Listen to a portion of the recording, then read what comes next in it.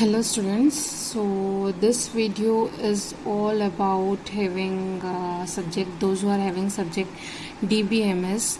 So it is for BE 5th Sem C Computer Science and Engineering branch having subject Database Management System. So today's topic is all about DBMS generalization and specialization. Okay, in the last class we have studied about what is ER model. Okay, what are the different things that are associated with the ER model. That is, we have deal about what is entity, what are attributes, and what are relationship. In that we have learned about what is attribute. First of all, what is entity? Okay, then entity is further classified into weak entity. Then we have studied about attributes. That attributes is further divided into 4 other categories: key attribute, derived attribute, combined attribute. Okay, then we have studied about what is a relationship.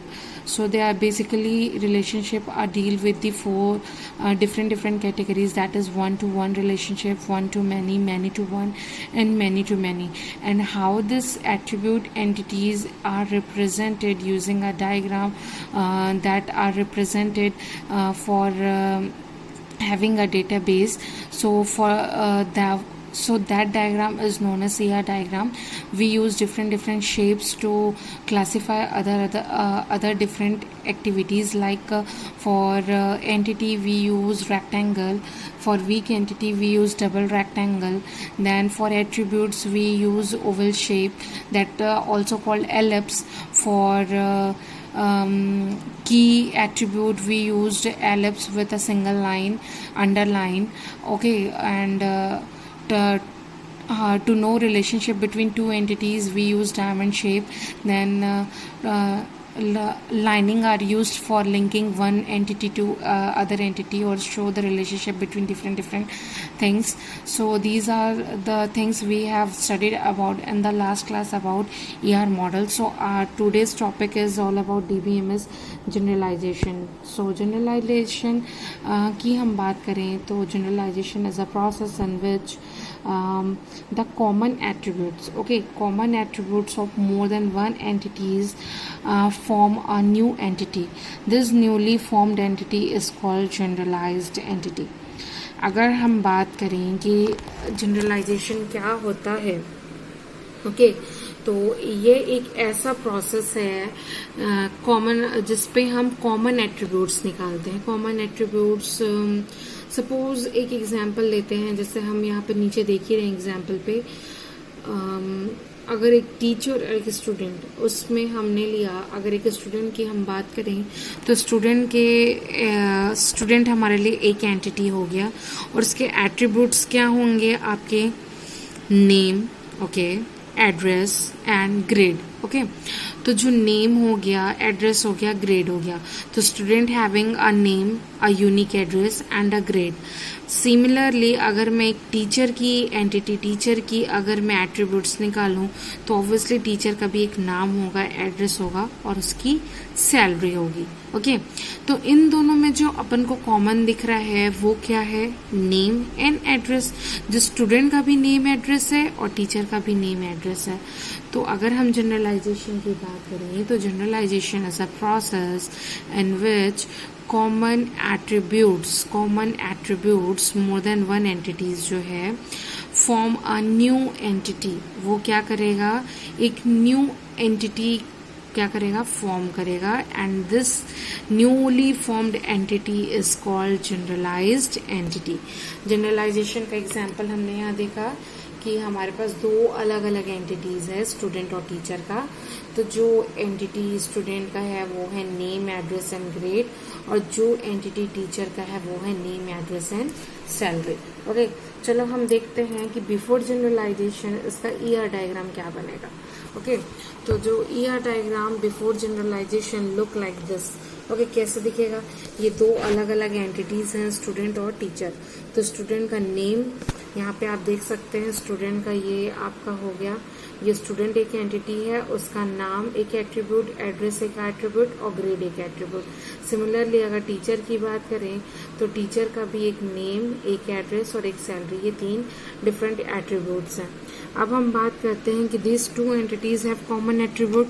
In 2 entities के common attributes हैं, वो है name और address. Okay, इन 2 entities के common attributes हैं, वो है आपका नेम एंड एड्रेस। तो हम क्या करते हैं, उसको एक जनरलाइज एंटिटी बनाएंगे। क्या बनाएंगे? एक generalize entity with this common attributes. ये दोनों कॉमन एट्रीब्यूट्स को मिला के एक जनरलाइज एंटिटी बताएंगे और हम उसके बाद उस ER डायग्राम को देखेंगे। ओके, तो जो ER आफ्टर जनरलाइजेशन है, हमने उसको क्या किया है, we have created a new entity person and this entity has common attributes of both the entities. Okay, हमने एक नया एंटिटी बनाया। क्या नाम से बनाया? पर्सन, जिसका कॉमन एट्रीब्यूट्स है जो दोनों entities that is student and teacher में आपका यूज होगा। हम उसको डायग्राम पे देखते हैं कैसे जनरलाइज हुआ है। ये देखिए, ओके, ये आपका हो गया पर्सन। ओके, आप देख रहे हो, देखो यहाँ पे ये हो गया एक नया एंटिटी मैंने बना लिया, पर्सन, जो कॉमन एट्रीब्यूट्स था नेम और एड्रेस। इज अ स्टूडेंट है या पर्सन इज अ टीचर है, ये नेम एड्रेस तो हो जाएगा, बट अगर वो स्टूडेंट है तो उसके में थर्ड जो एट्रीब्यूट है वो ग्रेड रहेगा, और अगर टीचर है तो उसका थर्ड एट्रीब्यूट क्या रहेगा? सैलरी रहेगा। समझ में आया कि ये देखो, ये आपका जनरलाइजेशन के बाद का है और जनरलाइजेशन के पहले का ये डायग्राम है कि 2 एंटिटी है, उस 2 एंटिटी के कॉमन एट्रीब्यूट्स क्या क्या हैं आपके? नेम, एड्रेस, ग्रेड, और इसका भी क्या है? नेम, एड्रेस और सैलरी। हमने क्या किया, इन दोनों का जो कॉमन एट्रीब्यूट्स है नेम और एड्रेस, उसको इकट्ठे करके एक नया एंटिटी बना लिया, वो है आपका पर्सन। ओके, नया एंटिटी बना लिया पर्सन। तो अब वो पर्सन के साथ जनरलाइज्ड फॉर्म में जो डायग्राम आपको शो होगा वो है ये कि देखो यहाँ पे स्टूडेंट और teacher has specialized attribute grade and salaries respectively and their common attributes are name and address are now associated with a new entity person which is a relationship in both the entities। ये आप देख सकते हो। आप person आपका यहाँ पे देखिए पर्सन हो गया, पर्सन का नेम और एड्रेस आएगा, और वो पर्सन स्टूडेंट है कि टीचर है, ये उसके ग्रेड और ये सैलरी से आप पता कर सकते हो। तो ये आपका क्या है? जनरलाइजेशन। ओके, जनरलाइजेशन ये आपका है। जनरलाइजेशन क्या यूज करता है? बॉटम अप अप्रोच, नीचे से ऊपर। ओके, जनरलाइजेशन जो यूज करता है bottom up approach, where 2 or more lower level entities combine together to form a higher level new entity। ओके, जनरलाइजेशन क्या यूज करता है? बॉटम अप अप्रोच यूज करता है। 2 or more level of entities को वो करके combine together to form a higher level new entity। The new generalized entity can further combine together with lower entity to create a further। ऐसे करके ना, ये तो एक ही है, जैसे और बहुत सारे एट्रीब्यूट्स रहते तो हम क्या करते, इसी तरीके से 2-3 एंटिटीज को लेके आप एक नया एंटिटी ऊपर हायर लेवल पे जनरेट कर सकते हैं। तो ये हमारा था जनरलाइजेशन। नेक्स्ट है आपका DBMS स्पेशलाइजेशन। स्पेशलाइजेशन की बात करें तो specialization is a process in which entity is divided into sub entity. एक एंटिटी जो है वो सब एंटिटीज में डिवाइड होता है, उसको हम बोलते हैं specialization. You can think of it as a reverse process of generalization। It is a reverse process of generalization है। In generalization 2 entities combine together to form a higher level entity। और generalisation पे हम क्या करते हैं, 1 या 2 entity को हम कंबाइन करते एक हायर लेवल एंटिटी बनाते हैं, और उसमें जो अप्रोच यूज होता है वो बॉटम अप अप्रोच होता है, वेयर एज स्पेशलाइजेशन में top to down approach use होगा। The idea behind specialisation is to find subset of entities, इसके बिहाफ में जो आइडिया था वो सबसेट एंटिटीज फाइंड करने का था दैट डिस्टिंग्विश, अलग अलग एट्रीब्यूट्स को डिस्टिंग्विश कर सके, इस कारण स्पेशलाइजेशन का बात हुआ। जैसे फॉर एग्जांपल यहाँ पे ले रहे हैं कि एक एंटिटी है employee which can further classified as sub entities. एक एंटिटी है एम्प्लॉय, उसको हम फर्दर सब एंटिटीज में स्प्लिट कर सकते हैं, जैसे technician, engineer, accountant, because these sub entities have distinguished attributes. Okay, जैसे आपका ऑब्वियसली आप एक कोई संस्था में काम करते हैं तो वहाँ क्या होता है, प्यून भी है, क्लरिकल पोस्ट भी है, ग्रेड 3 पोस्ट है, ग्रेड 2 पोस्ट है, ग्रेड 1 पोस्ट है। तो सबका क्या है, अलग अलग एंटिटीज में क्या है, सारे एम्प्लॉयज हैं, बट वो क्या है, सब डिवाइड हैं अलग अलग अपने ग्रेडिंग के हिसाब से कि कौन टेक्नीशियन है, कौन इंजीनियर है, कौन अकाउंटेंट का चीज देख रहे हैं। टेक्नीशियन का काम अलग हो गया, जो आप का लैब का पूरा चीज देखेंगे, इंजीनियर का काम अलग हो गया, अकाउंटेंट का काम अलग हो गया, तो उसके सबके क्या रहेंगे, अलग अलग एट्रीब्यूट्स रहेंगे। इसका एग्जाम्पल देखते हैं हम।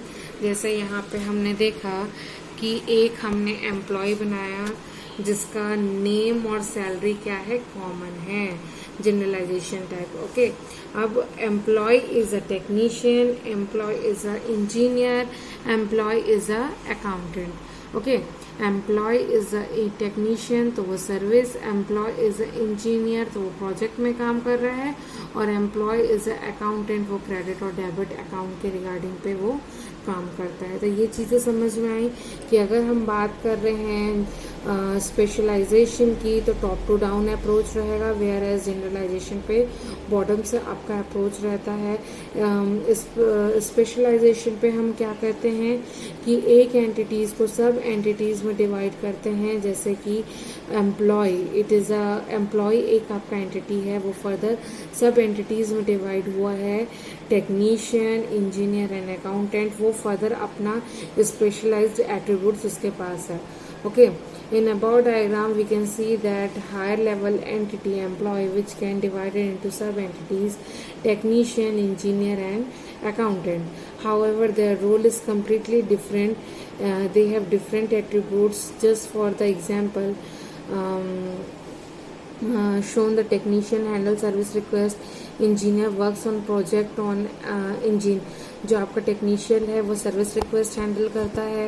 ओके, जितने भी आपके सर्विसेज आते हैं वो सारी चीज़ कौन हैंडल करेगा, आपका टेक्नीशियन हैंडल करेगा। जो इंजीनियर है वो आपके प्रोजेक्ट्स पे काम करेंगे।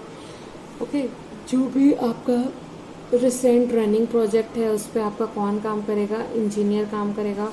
तो इंजीनियर भी एक सब एंटिटी हो गया। और नेक्स्ट है आपका अकाउंटेंट। अकाउंटिंग का काम है बिलिंग देखना, कितना क्रेडिट हो रहा है, इन्वेंट्री कितना, इन्वेंट्री में आप जो चीज़ मंगा रहे हो वो सारी चीज़ों का अकाउंट में डिटेल्स रखना, एम्प्लॉयज़ की जो सैलरी है वो सारी चीज़ों को देखना। तो वो सारी चीज़ें किस में आ गई आपकी इस पे अकाउंट पे।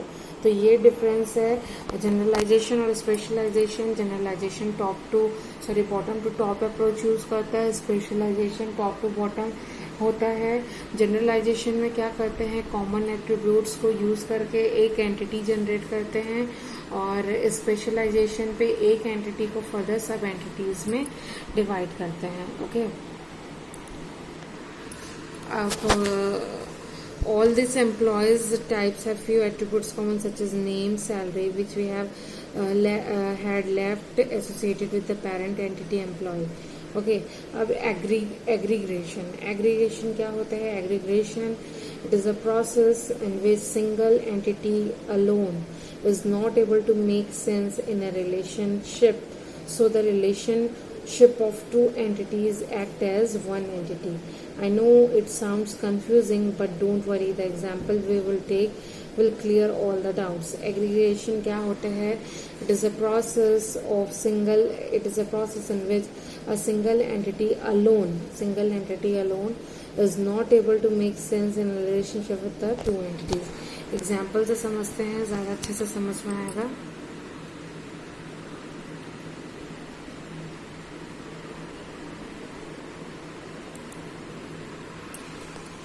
जैसे यहाँ पे एग्जाम्पल है एम्प्लॉय वर्क्स ऑन प्रोजेक्ट, ये ER डायग्राम है। Employee it is an entity, works on जो है डायमंड शेप पे है, रिलेशनशिप बता रहा है प्रोजेक्ट पे।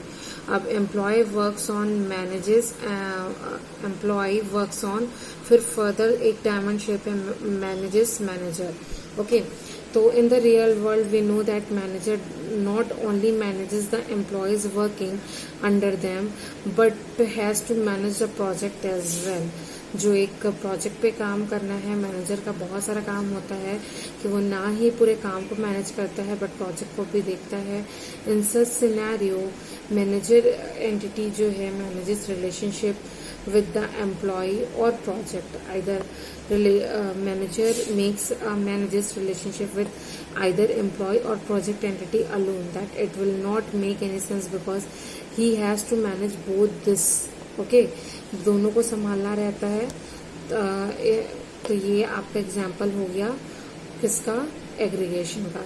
तो आज हमने पढ़ा कि डेटाबेस जनरलाइजेशन क्या होता है, डेटाबेस स्पेशलाइजेशन क्या होता है, डेटाबेस एग्रीगेशन क्या होता है। तो ये सारे एग्जाम्पल्स से आप लोग को समझ में आएंगे। Thank you.